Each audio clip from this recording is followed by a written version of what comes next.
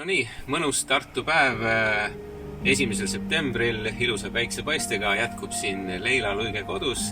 Käisime saunas just, saun kulub alati ära ja eriti sellepärast, et Leilal on veel saunumikeris, mis on ju meil selline hitttoode ja peaks olema igas kodus, kus saun on. Et Leila, millised kogemused sul saunumikerisega on? Minu suureks üllatuseks oli see, et tal on ventilaator seal sees, mis siis ülevalt kuuma õhu võtab sisse ja alt puhub välja ja see tekitab saunas ühtlase sooja kuumuse. Et ei ole sellist, et jalad külmetavad ja pea kõrvetab, et ongi selline ühtlane soe ja pehme leil. See oli väga suur pluss.